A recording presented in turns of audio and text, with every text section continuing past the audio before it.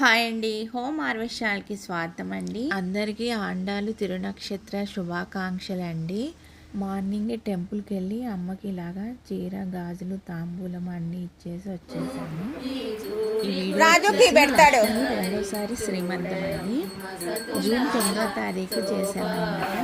తనకి ఇప్పుడు 9వ నెల. యాక్చువల్గా 7th మంత్లో చేద్దాం అనుకున్నాం కానీ కుదరలేదు. ఇంకా ఆ రోజు స్వామిని అడిగితే ఇంకా 9వ తారీఖు లాస్ట్, తర్వాత ఇంకా మూడం వస్తుంది అన్నారనమాట. ఇంకా మేము ఆ రోజు శ్రీమంతం చేసామన్నమాట. ఈ విధంగా సింపుల్గా చేసాము. అలాగే లక్ష్మి డెలివరీ అయితే తనకి వేడి నీళ్ళు స్నానం చేయించడానికి, అలాగే మనము దానాలో కలపడానికి, రోజు తాపించడానికి మేము వేడి నీళ్ళే పెడతామన్నమాట.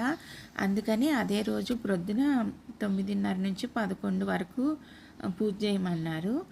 ఇలాగా టెంపరీగా ఒక పొయ్యి పెట్టేసి ఇటుక బిళ్ళలతో పూజ చేసామన్నమాట. మాకైతే కంటిన్యూస్గా వానలండి.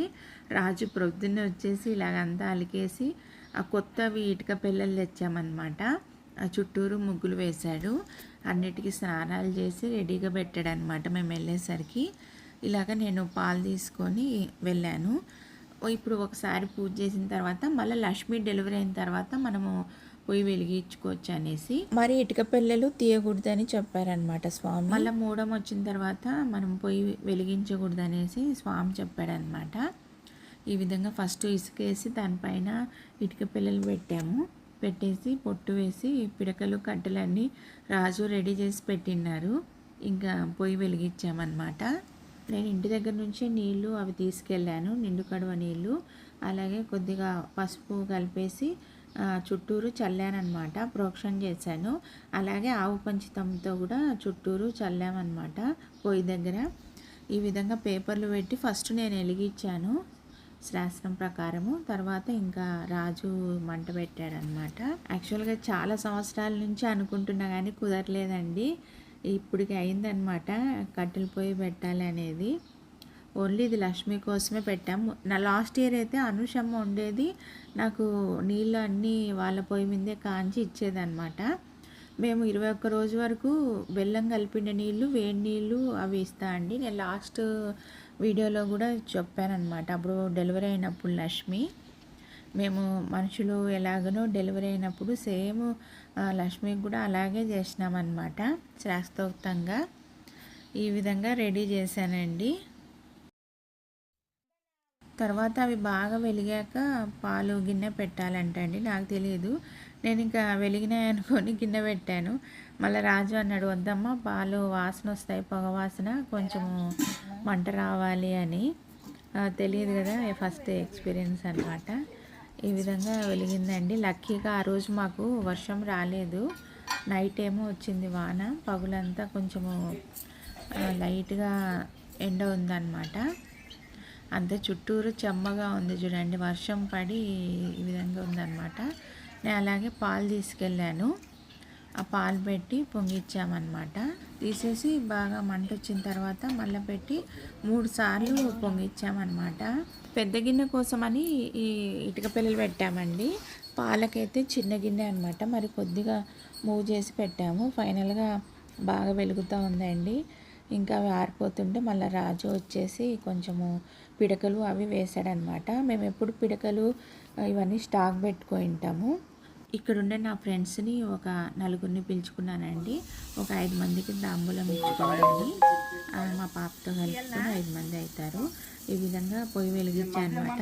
అసలు పొయ్యి వెలిగించడం చాలా టఫ్ అనమాట. ఇప్పుడు పెట్టిండే ప్లేస్లో ఇంకా ఇటుక పిల్లలు మరీ జరపకూడదు అనమాట. కింది అలాగే పెట్టేసి పై మాత్రం కొద్దిగా జరుపుకోవచ్చు అన్నారు. ఆ గిన్నెకు సరిపోయే విధంగా జరిపేసి పెట్టాము. ఉత్పత్తులు తయారు చేయడానికి అనేసి వుడ్ వర్క్వి పొట్టు తీసుకున్నా కదండి, అది కూడా కొద్దిగా కింద వేసాను అనమాట. అది కూడా యూజ్ అయ్యింది.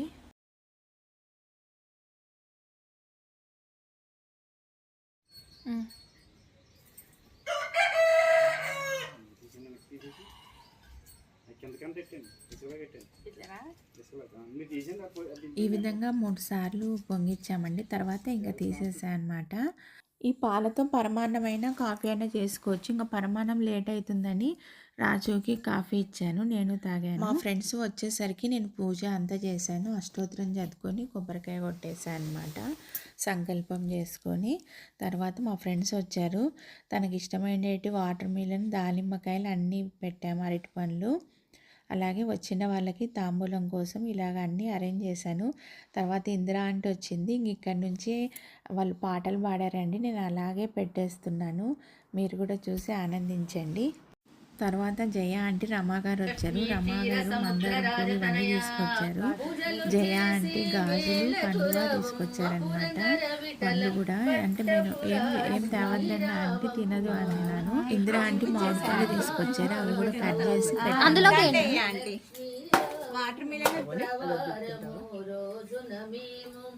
వజ్రపూరిత పీఠము పైన శుక్రవారము రోజున మేము వజ్రపూరిత పీఠము పైన ముత్యాల రతనాల ముగ్గులు వేసి పూజలు చేసే వేళకు రవమ్మ పురందర విఠల పట్టపురాణి భాగ్య ధనలక్ష్మీ రావమ్మ అమ్మా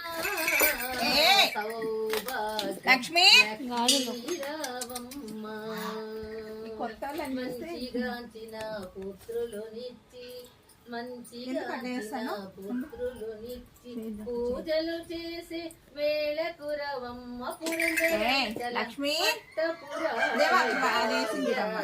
ధనలక్ష్మీ రావమ్మ అమ్మా జనాలు చూసేసరికి భయం.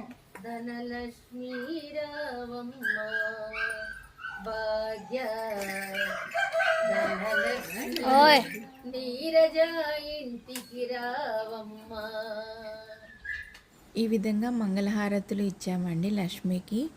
అందరూ ఇదే ఫస్ట్ టైం శ్రీమంతం చూడడము, చాలా హ్యాపీగా ఉందని వాళ్ళందరికీ నల్లేరు మొక్కలు ఇచ్చాను. శ్రీగిరి నిలయ విరామయ సర్వమంగళ శ్రీలలిత శివజ్యోతి సర్వకామద శ్రీగిరి నిలయ విరామయ సర్వమంగళ శ్రీలలిత శివజ్యోతి సర్వకామద జగముల చిరునగముల